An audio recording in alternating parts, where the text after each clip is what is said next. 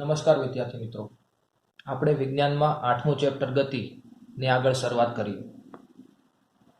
મિત્રો, આગળનો પ્રશ્ન છે કે નિયમિત પ્રવેગી ગતિના સમીકરણો કોને કહે છે? તે સમીકરણો જણાવો. ખૂબ જ મોસ્ટ આઈએમપી પ્રશ્ન છે મિત્રો. અચળ પ્રવેગી ગતિના સમીકરણો અથવા તો નિયમિત પ્રવેગી ગતિના સમીકરણો કોને કહેવાય અને તે સમીકરણો જણાવવાના. મિત્રો, 3 સમીકરણો છે. અચળ પ્રવેગી ગતિ માટેના કેટલા? 3 સમીકરણો છે. આ 3 સમીકરણો તમારે આલેખની રીતે મેળવવાના પણ છે. એટલે આ પ્રશ્ન પર આધારિત બાકી 3 પ્રશ્ન પણ છે. આના પછીના જે 3 પ્રશ્નો છે દરેક આના પર આધારિત છે. તો શરૂઆત કરીએ કે જ્યારે પદાર્થ સુરેખ પથ પર એટલે સીધા રસ્તા પર સુરેખ પથ પર અચળ પ્રવેગી ગતિ કરે છે ત્યારે અચળ પ્રવેગી ગતિ કોને કહેવાય? તો તમને આગળના લેક્ચરમાં મેં ભણાવેલું છે કે પદાર્થના વેગમાં એક સરખા સમયગાળામાં એક સરખો વધારો થતો હોય તો એ ગતિને કેવી કહેવાય? અચળ પ્રવેગી ગતિ કહેવાય.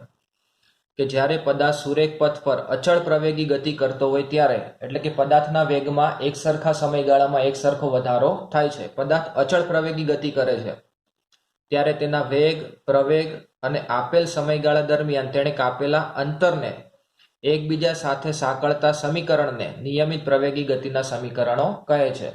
તો સમીકરણની અંદર કઈ કઈ વસ્તુ આવશે? એક તો વેગ આવે, પદાર્થનો વેગ, પ્રવેગ, સમય આવે, સમયગાળો અને પદાર્થે કાપેલું અંતર. આ 4 વસ્તુને એકબીજા સાથે સાંકળતું જે સમીકરણ હોય એ સમીકરણને નિયમિત પ્રવેગી ગતિના સમીકરણો અથવા તો અચળ પ્રવેગી ગતિના સમીકરણો કહે છે. ખબર પડી ગઈ મિત્રો કે કોઈ પદાર્થ સુરેખ પથ પર અચળ પ્રવેગથી ગતિ કરે છે. હવે આ પદાર્થ માટે વેગ, પ્રવેગ, સમય અને અંતર આ બધાને એકબીજા સાથે સાંકળતા જે સમીકરણો હોય એ સમીકરણોને અચળ પ્રવેગી ગતિના સમીકરણો કહેવાય.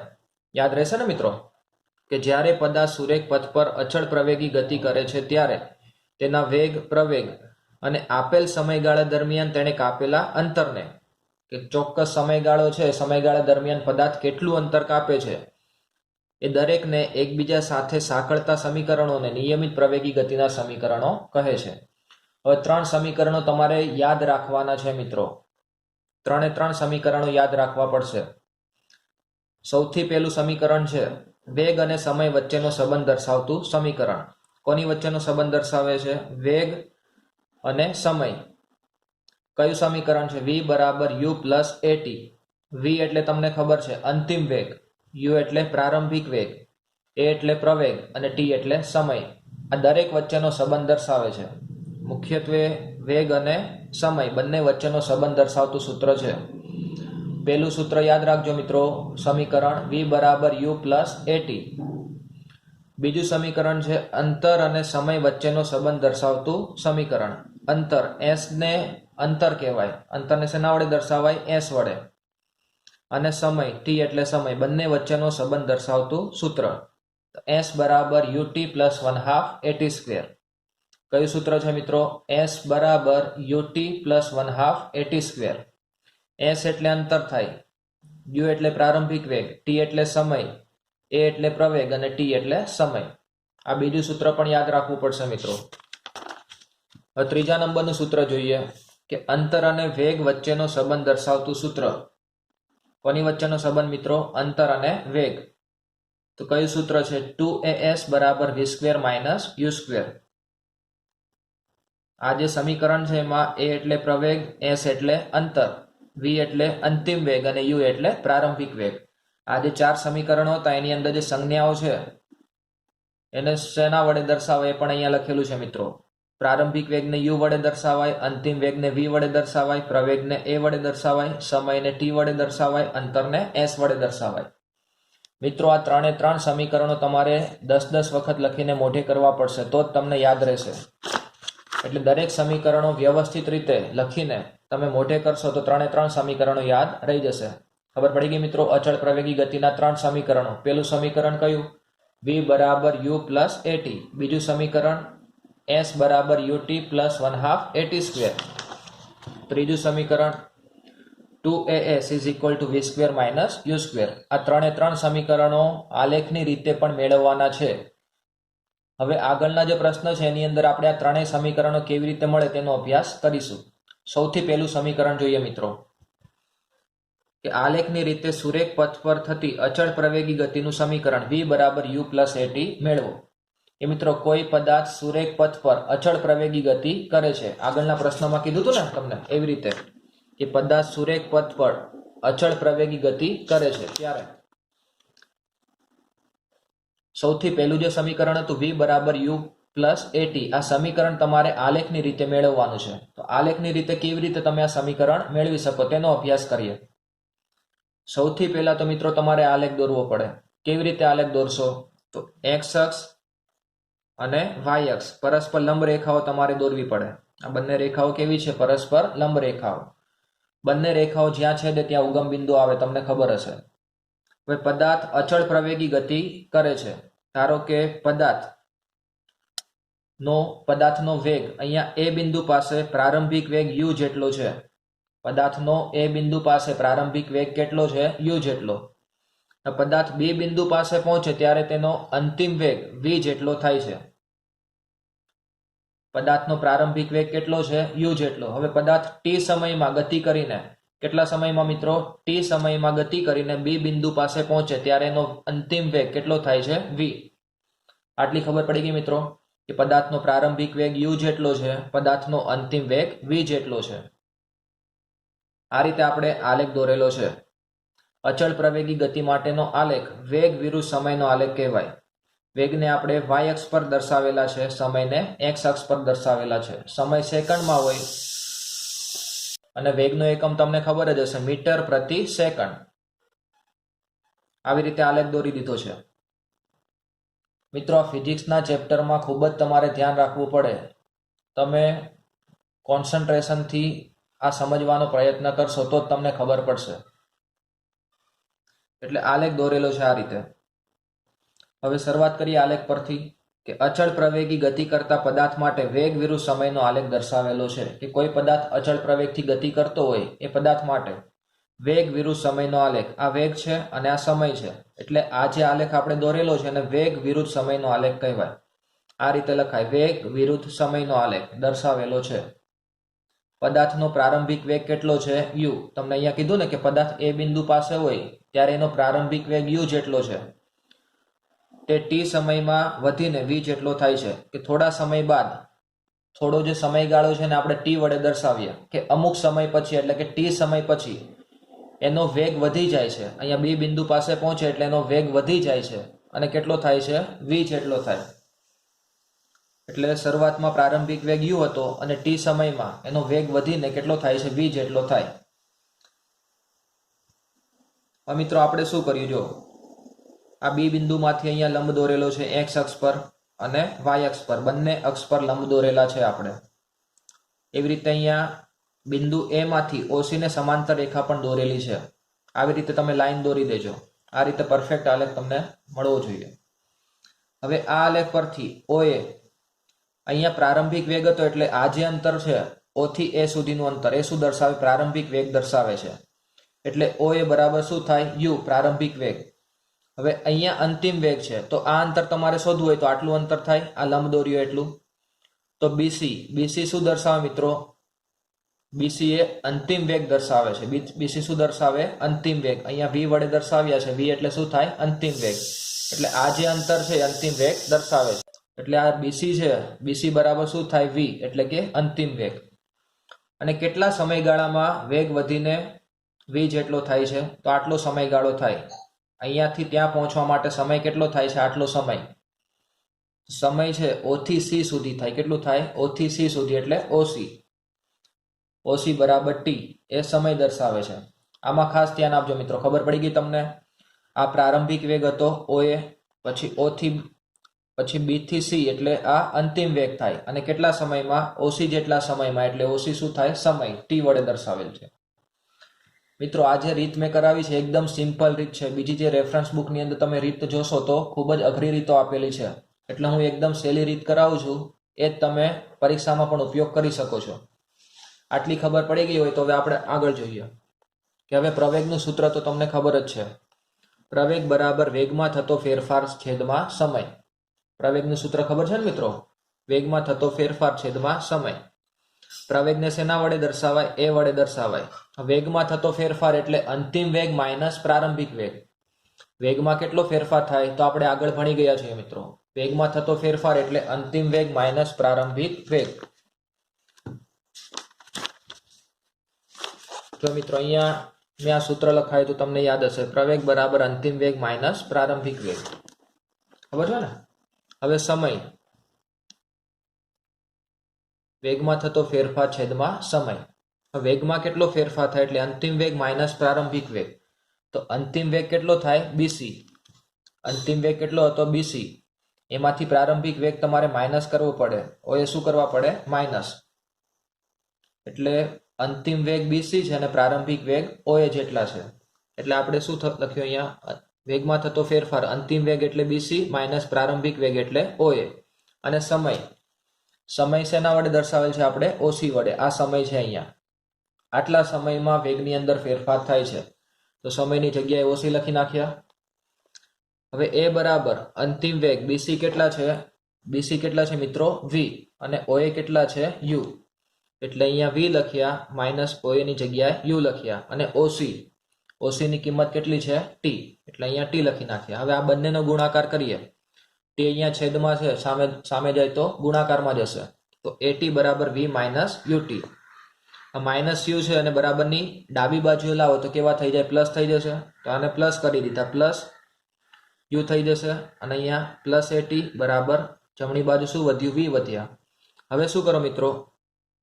ડાબી બાજુ અને જમણી બાજુ બંનેના સ્થાન બદલી નાખીએ. એટલે વી ને ડાબી બાજુએ લાવો, યુ પ્લસ એટી ને જમણી બાજુએ લઈ જાઓ.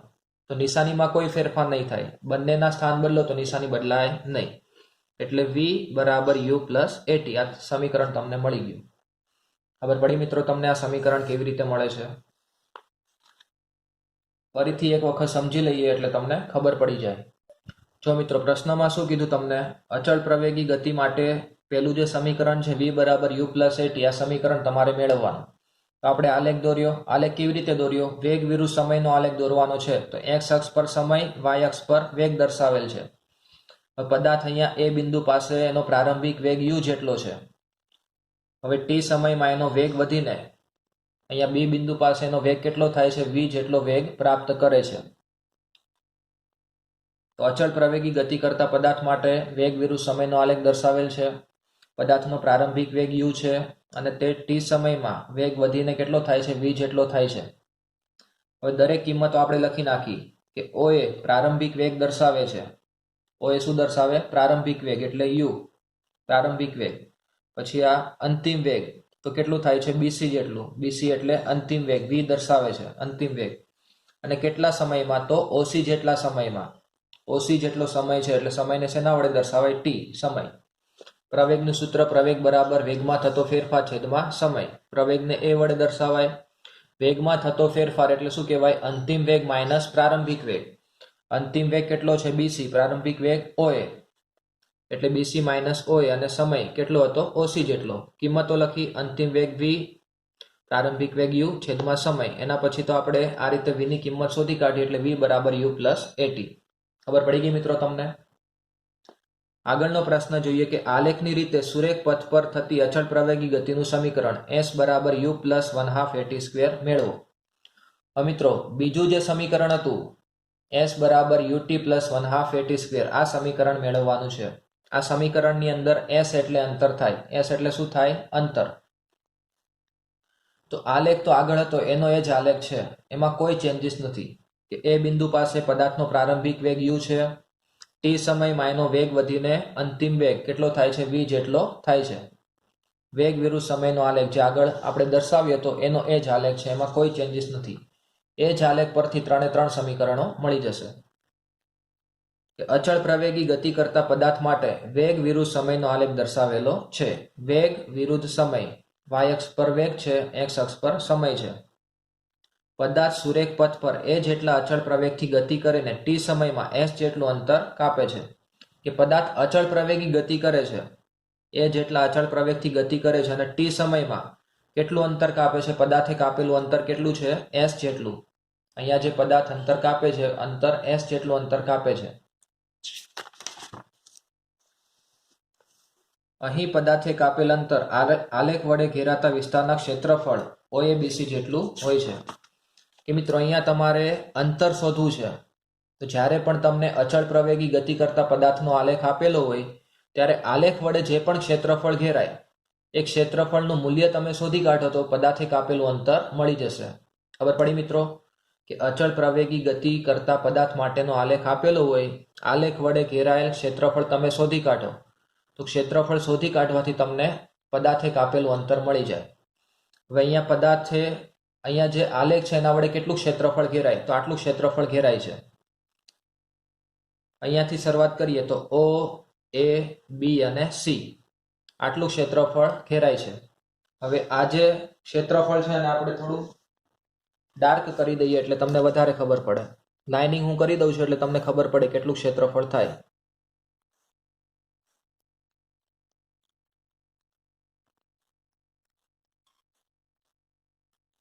આટલું ક્ષેત્રફળ ઘેરાય છે મિત્રો આલેખ વડે, કેમ કે આ રેખા છે બંનેમાંથી લંબ દોરો એટલે આટલું ક્ષેત્રફળ થાય.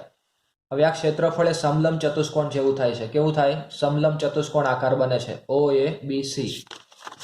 એટલે તમારે અહીંયા અંતર શોધવું હોય તો તમારે સમલંબ ચતુષ્કોણ છે OABC એનું ક્ષેત્રફળ તમારે શોધવું પડે. હવે OABC છે એની અંદર બે આકૃતિ બને છે. જો એક તો આ લંબચોરસ બને છે OADC લંબચોરસ બને છે અને બીજો ત્રિકોણ બને છે કાટકોણ ત્રિકોણ. જો અહીંયા કાટકોણ ત્રિકોણ બને છે. કયો ત્રિકોણ છે? ABD. આ ત્રિકોણ બને છે એટલે સમલંબ ચતુષ્કોણ. સમલંબ ચતુષ્કોણ તમે મેથ્સની અંદર ભણ્યા હશો.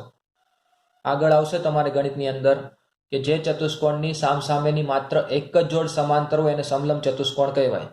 જે ચતુષ્કોણની સામસામેની માત્ર એક જ જોડ સમાંતર હોય એને શું કહેવાય? સમલંબ ચતુષ્કોણ.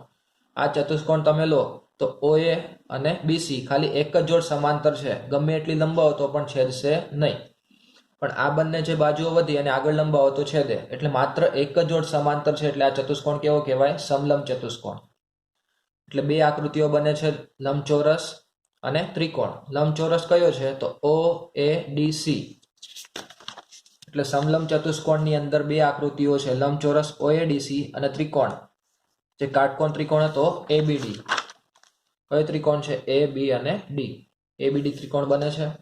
હવે આ બંનેનું ક્ષેત્રફળ શોધવું છે મિત્રો. તો લંબચોરસનું ક્ષેત્રફળ તમને ખબર હશે, લંબાઈ ગુણ્યા પહોળાઈ. આ લંબચોરસ છે તો એનું ક્ષેત્રફળ લંબાઈ ગુણ્યા પહોળાઈ. લંબાઈ કઈ થાય? OC લંબાઈ છે અને OA પહોળાઈ છે.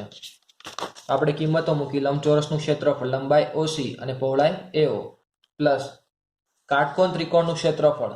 કાટકોણ ત્રિકોણનું ક્ષેત્રફળ કયું થાય? તો તમે આગળના ધોરણમાં ભણ્યા હશો 1/2 ગુણ્યા પાયો ગુણ્યા વેધ. 1/2 ગુણ્યા પાયો ગુણ્યા વેધ. તો 1/2 લખી દીધા. કાટકોણ ત્રિકોણ છે એમાં પાયો કયો થાય? AD અને વેધ. વેધ એટલે કે લંબ. લંબ કયો થાય? BD. એટલે AD અને BD બંનેનો ગુણાકાર. તો 1/2 × AD × BD. હવે કિંમતો મૂકી દીધી. OC ની કિંમત એટલે સમય T જેટલી છે. OA કેટલા થાય? પ્રારંભિક વેગ U જેટલા. આપણે આગળ લખ્યું હતું ને. OA કેટલા છે? પ્રારંભિક વેગ U અને OC કેટલા છે? T જેટલા. એટલે એ બંને કિંમતો લખી T અને U. પછી 1/2 AD ની કિંમત. AD કેટલા છે મિત્રો? AD એ OC જેટલા જ થાય કેમ કે લંબચોરસમાં સામસામેની બાજુઓ સમાન હોય. તો AD અને OC બંને સમાન થાય તો એની કિંમત પણ T જેટલી જ થશે. અને BD ની કિંમત, આ જે BD છે એની કિંમત કેટલી થાય? AT જેટલી થાય. આની કિંમત કેટલી થાય? AT. કેમ કે વેગમાં થતો ફેરફાર છે. વેગમાં થતો ફેરફાર હોય એટલે A બરાબર V - U/T. એટલે T અને એનો બંનેનો ગુણાકાર થાય. આ રીતે આપણે ગુણાકાર કર્યો હતો ને. એટલે વેગમાં થતો ફેરફાર શું થાય? AT જેટલો. તો BD એટલે વેગમાં થતો ફેરફાર છે કેટલો થાય? AT. હવે અહીંયા ગુણાકાર કરો એટલે S બરાબર આ બંનેનો ગુણાકાર UT પ્લસ 1/2. આ બે વખત T છે એટલે શું થઈ જાય? AT². એટલે આ બીજું સમીકરણ પણ મળી ગયું મિત્રો. ખબર પડી ગઈ કે બે સમીકરણો આપણે આજના લેક્ચરમાં મેળવ્યા છે. બાકીનો હવે જે ટોપિક બાકી રહ્યો તો એનો અભ્યાસ આપણે આગળના લેક્ચરમાં કરીશું. અસ્તુ.